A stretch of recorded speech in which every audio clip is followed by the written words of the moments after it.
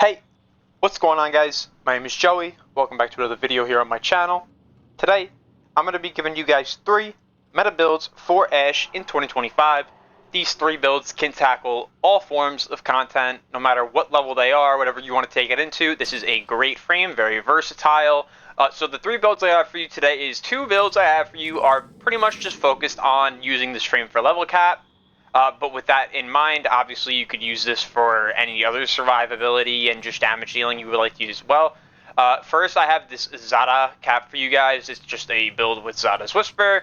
We use Smoke Shadow on this one to increase our critical chance. We have Rolling Guard for safety in case we get status proc while we're invisible. We use Energy Nexus for self-sustain. We have Flow for energy pool. Transient Fortitude for strength. Blind Rage for strength. Narrow-Minded for big duration. And then Continuity also for more duration. We're using Growing Power, but the Aura is up to you. I like Growing Power. You can go for what you want here. And then we have PSF here in the Aura. We run Arcane Crepuscular because we'll be invisible the whole time, so we'll get the 30% ability strength always, and we're going to have the 3x final critical damage multiplier, which is awesome. And then we also have Multi Augmented for free power strength here as well. Now, before I show you guys the builds, I'm just going to show you this one too. Now, this one's pretty much the same exact thing. I just have, instead of Smoke Shadow, I have Seeking Shuriken, and I was using double Nira mods because I was slamming, so I was using this to strip, and then I would slam with this. So like that was the way I was using this. But if you guys want to, you could just swap this for Smoke Shadow and then put whatever you want here in these 2 Nira slots, or you could copy this exact build and just put Nourish on it, however you want. Totally fine. I'm going to show you guys how this works. Now I got my Reconiflex on me, just to help me with this showcase. Now you can see you go invisible on Ash. You can pop Zadas. I can unpause the enemies. They don't see you, you know. If you shoot and you don't have Hush on, they'll pick up your location. See how they're realizing where I am?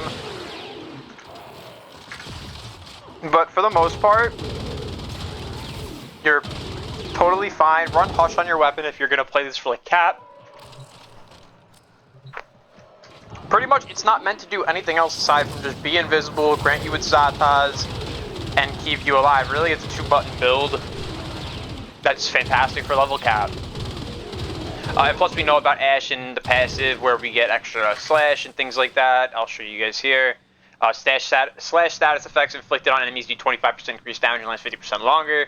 So slash is never a bad option. Also, now with these 2 builds in mind here for you guys, I'm gonna move over to this 3rd build. Now this 3rd build, is a exalted weapon build. It's augment based. We use Rising Storm. You know, it's really nice because it'll help us build our combo quicker, and it's going to increase our combo duration. If you want to increase the combo duration even further, you could put primary dexterity or your secondary dexterity on your weapons, and that'll increase your combo duration even further. So pretty much what we go for here is we have Growing Power once again. I like Growing Power. You go for what you want. PSF. We have Strength, Duration. Very, very basic stuff here where you don't need range and you don't need efficiency, so it doesn't matter. So we're just stacking duration and strength. Now we have Rising Storm. This is for the, this is going to be really nice for the exalted weapon. Like I said, we have Equilibrium for regaining energy. We have Flow for max pool, and then we have Vig Swap for the damage multiplier. This does work on the exalted weapon. We are also running Arcane Crepuscular because we will be invisible. We will get the 3x final critical damage multiplier for our exalted weapon, which will be great. As well as I'm running Arcane Fury.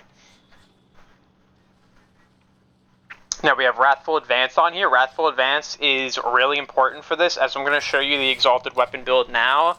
The exalted weapon has pitiful amounts of critical chance, so Wrathful is extremely important.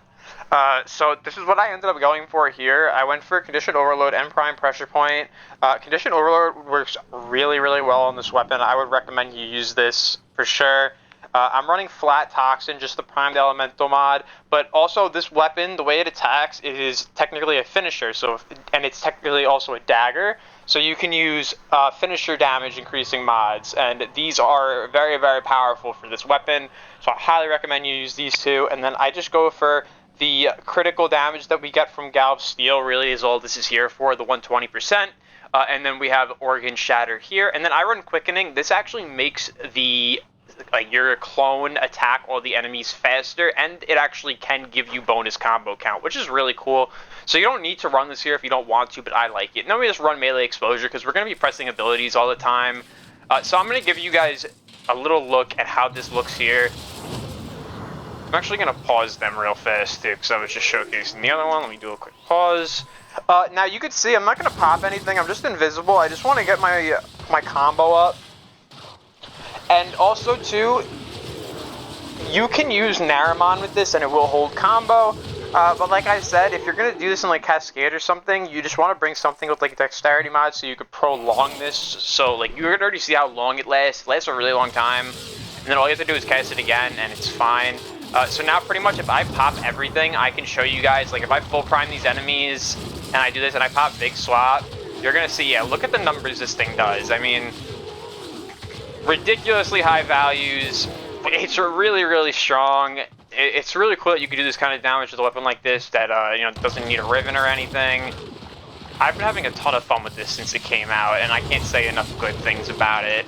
You can just see that it just does so much damage. And you don't even need to do it yourself. This is all your clone, you know, it's doing it for you. So yeah, those are the builds I have for you guys today. This frame is incredibly strong. I just wanted to give you guys a showing. So let me know what you guys think. Leave a comment, leave a like, please subscribe. Thank you guys for watching, and have a wonderful day.